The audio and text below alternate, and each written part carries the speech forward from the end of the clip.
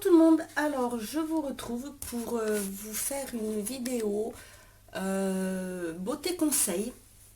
Alors pourquoi beauté conseil? Parce qu'en fait je ne vais pas vous présenter de produits, vous parler de marques, mais juste vous donner quelques conseils sur différentes choses.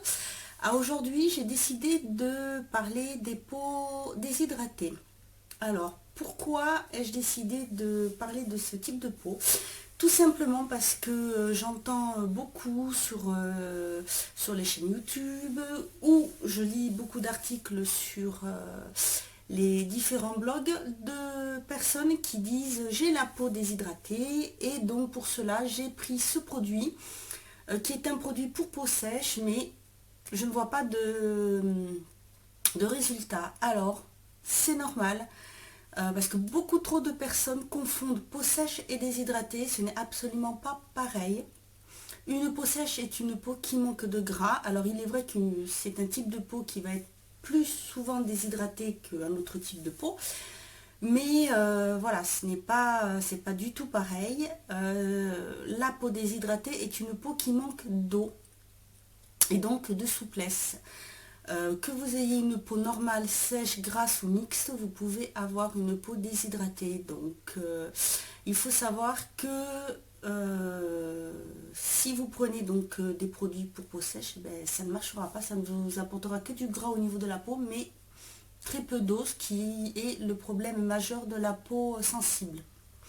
Alors, comment reconnaître une peau sensible? Donc, la peau sensible va apporter quelques tiraillements. Vous pouvez dans certains cas avoir un teint qui est un petit peu plus terne. Vous allez avoir quelques ridules de déshydratation qui vont se former. Pour cela, vous allez voir, alors là je peux vous le montrer, parce qu'en ce moment j'ai la peau qui est assez déshydratée, donc c'est tout simple. Quand vous allez voir la ride ici, que vous avez là, il vous suffit de froncer, vous relâchez et vous voyez que la ride se marque. C'est déjà un signe de déshydratation. Vous allez avoir la peau qui va être un petit peu rugueuse et un petit peu rêche et surtout qui va manquer de souplesse. Voici donc les signes de la peau déshydratée.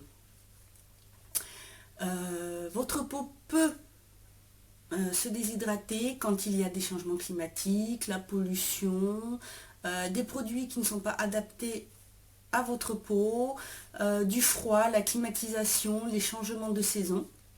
Voici quelques facteurs qui peuvent donc vous rendre votre peau déshydratée. Alors pour cela, il faut donc surtout utiliser des produits adaptés à votre peau. Vous pouvez prendre des produits par exemple à base d'aloe vera, d'avocat ou d'abricot qui sont très bien pour réhydrater votre peau. Ensuite, surtout, tout dépend de votre taux de déshydratation. Voilà, moi ce que je vous conseillerais, c'est ce que je conseille à mes clientes en institut. Pour une déshydratation légère, donc déjà bien adapter son soin, plutôt privilégier un lait ou une crème nettoyante pour se démaquiller le visage. Utiliser une eau micellaire. Il y a beaucoup d'eau micellaire sur le marché actuellement, donc c'est assez doux pour la peau.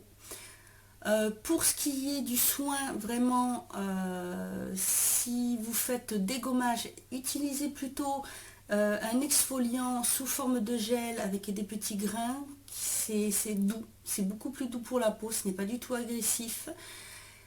Et surtout, faites-le, alors, à la limite, si vous voulez, vous pouvez le faire une fois par semaine, mais si vraiment vous avez la peau qui est vraiment très très déshydratée, faites-le plutôt une fois, on va dire 2 fois dans le mois, jusqu'à ce que vous ayez la peau qui redevienne normale en fait.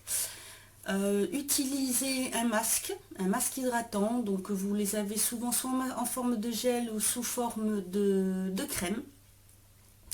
Donc pour une légère déshydratation, je vous conseillerais plutôt une fois par semaine.